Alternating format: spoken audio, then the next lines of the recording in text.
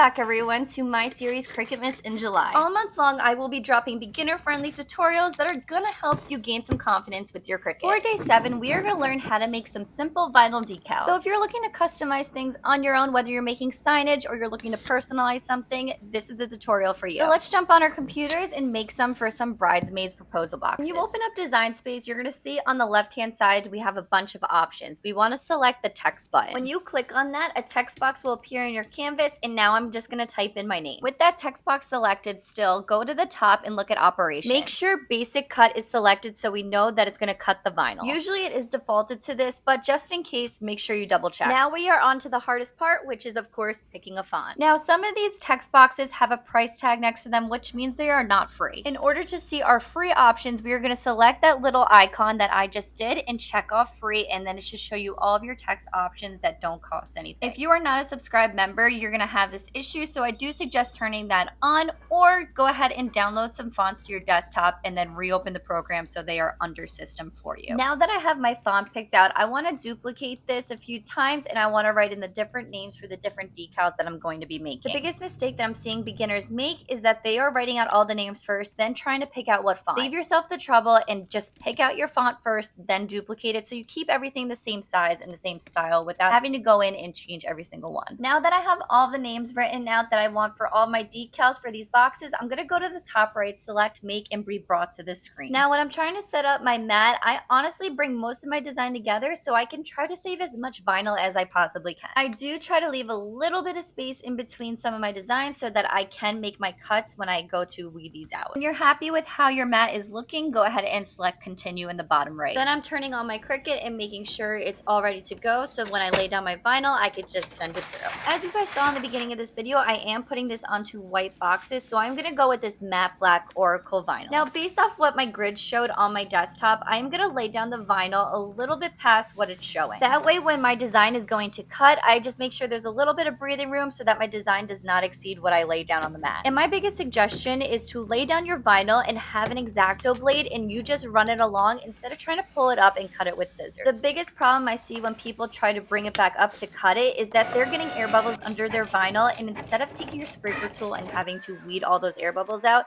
this is going to save you the stress of all of that. After it's all weeded, I like to separate all of my vinyls from each other. This is going to help when you go to lay down the transfer tape that it's not going to stick to anything else but what you have on there. Now, if I had to give a tip when it comes to transfer tape, it's always do the largest vinyl first so you can reuse that bigger one over and over again. If you go with the smaller design first, it's not going to fit your larger one, so just save yourself all the time and the transfer tape. For whatever material you are transferring this to, make sure it is clean so that it sticks well. And as you can see, I'm using that same exact piece of transfer tape, taking another name and sticking it to another box. And then you, my friend, have just successfully created a custom vinyl decal. And now I am just stuffing these bridesmaid proposal boxes. Hopefully this tutorial gave you some confidence into cutting vinyl, and that's all I got for you guys today. Make sure you come back tomorrow for Cricutmas in July, day 8.